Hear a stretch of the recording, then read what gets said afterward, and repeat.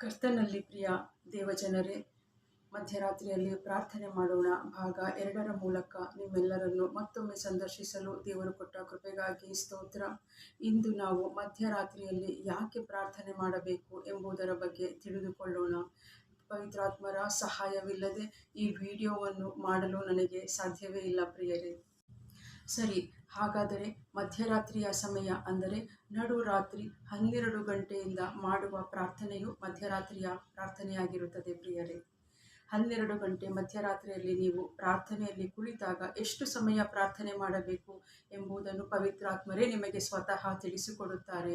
ಸೈತಾನನು ಇದೇ ಮಧ್ಯರಾತ್ರಿಯಲ್ಲಿ ತನ್ನ ಎಲ್ಲ ಕಾರ್ಯಗಳಲ್ಲಿ, ಎಲ್ಲ ತನ್ನ ಚಟುವಟಿಕೆಗಳಲ್ಲಿ ಅವನು ಕಾರ್ಯನಿರತನಾಗಿರುತ್ತಾನೆ.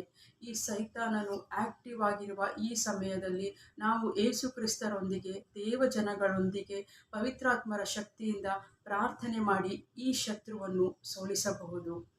ಅಂದ ಹಾಗೆ ಶತ್ರು ಅಂದರೆ ಯಾರು?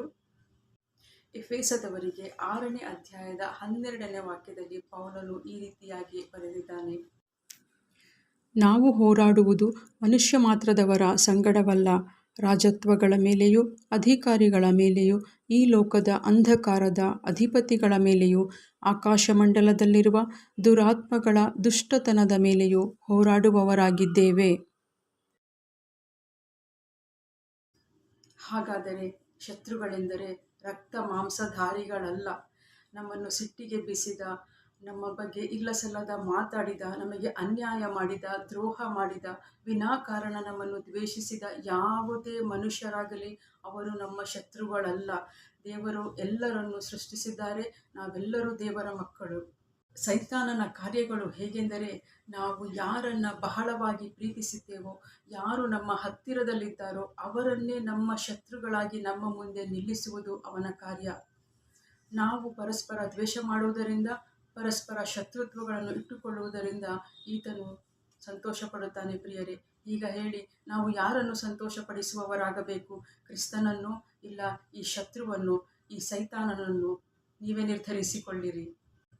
ಮಧ್ಯರಾತ್ರಿಯ ಪ್ರಾರ್ಥನೆ ಎಂದರೆ ದೇವರು ನಮಗೆ ಅಧಿಕಾರವನ್ನು ಕೊಟ್ಟಿದ್ದಾರಲ್ಲ ಪ್ರಿಯರೇ.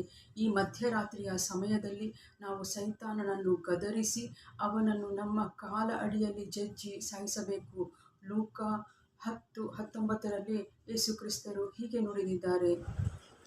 ನೋಡಿರಿ, ಹಾವುಗಳನ್ನು, ಚೇಳುಗಳನ್ನು, ವೈರಿಯ ಸಮಸ್ತ ಬಲವನ್ನು ತುಳಿಯುವುದಕ್ಕೆ ನಿಮಗೆ ಅಧಿಕಾರ ಕೊಟ್ಟಿದ್ದೇನೆ, ಯಾವುದೂ ನಿಮಗೆ ಕೇಡು ಮಾಡುವುದೇ ಇಲ್ಲ.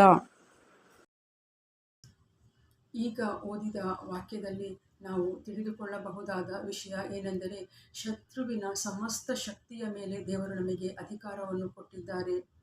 ಅದೇ ರೀತಿಯಲ್ಲಿ ನಮಗೆ ಯಾವ ಹಾನಿಯೂ ಆಗದು ಎಂಬ ವಾಗ್ದಾನವನ್ನು ಯೇಸು ಕ್ರಿಸ್ತರು ಈ ಮೂಲಕ ನಮಗೆ ಮಾಡುತ್ತಾರೆ.